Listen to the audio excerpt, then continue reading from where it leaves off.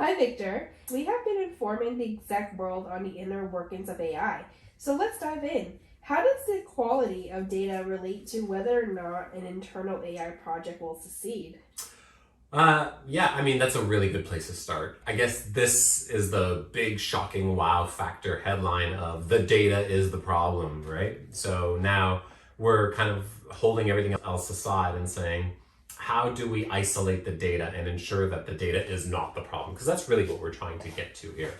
Well, in data itself, of course, you're going to want to collect as much data as you can, especially data about the problem, obviously. So, if you're trying to solve a customer retention problem, you're going to want to know a lot about your customers and find ways to measure those kind of things. So you want to make sure that you have very complete data in that sense, because having just a little bit of the signal and only understanding, let's say we're looking at a normal retailer and the only thing you have is basket size. That's not really going to inform you all that well. You're going to need a lot more signals and a lot more both hard facts and I guess assumed or inferred facts about them, which is often called metadata. That helps inform or give the context to the AI. The other stuff you don't want to do is you want to gather all the data in all the sequences and all the times that you've had an opportunity to describe that environment and customer so that you don't have missing data. Missing data is going to lead to certain things weren't observed, certain things weren't saved or cataloged or curated. So you don't have a full picture. You only have like a signal or two. So you're here at this point, kind of like a needle in a haystack if you don't have a complete data set. And of course, just generally bad data is not going to help you. So you want to make sure that you have data in a way that's going to be usable down the line. You kind of want to make sure that you have clean data, so it doesn't have all kinds of weird noise and bad signals in it. And you want to make sure that labeled this data well. So if you're working in the world of trying to get to an outcome from an inference or a classification in AI, you're going to want to know what good examples of that is. Not in every possible AI workload, but in a lot of them, you kind of want to know what's a good outcome and how do I show a good outcome to my AI model. That's a big deal to AI models. So that sort of like works in the world of gathering data. Now, something that happens at many organizations, especially large ones, is your department, my department, their department is going to have gathered or created data in some way. And we may even have data about the same kind of problem, the same kind of context or same kind of environment, except because of security and because of sometimes ego and other reasons, your data, my data, and their data is very siloed. We don't talk to each other. Our data doesn't talk to each other. There's like this, for lack of a better term, a Chinese firewall between everything.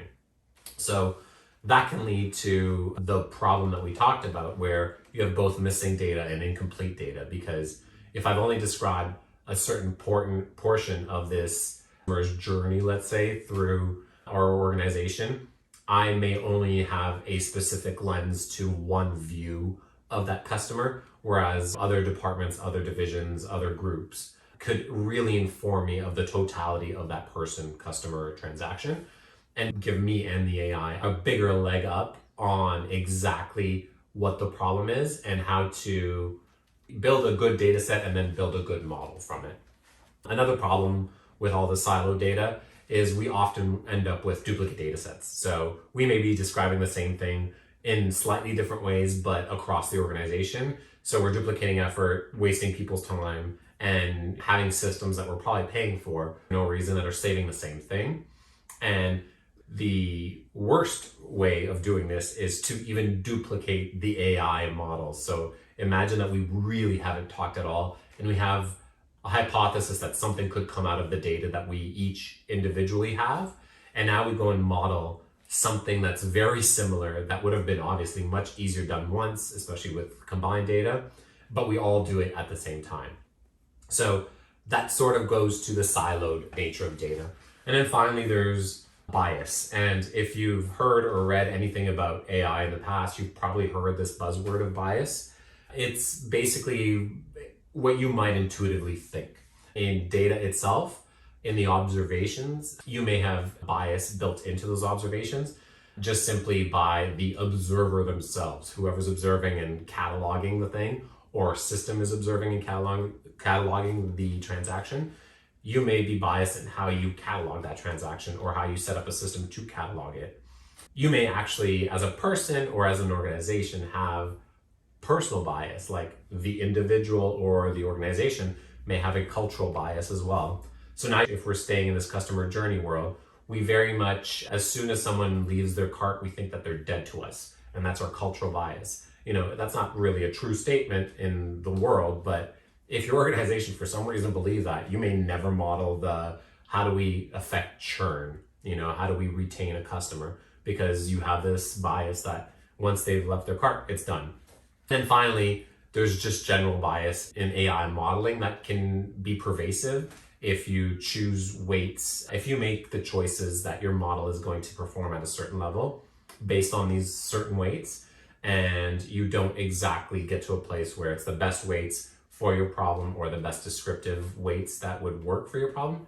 So now you're in a place where you've introduced bias into your model as well. So as you can see, you can layer bias one after the other and get to a place where your AI model may be as good as random chance to really understand the world, but you may think that it's doing a good job because of your inherent bias and your cultural bias as well.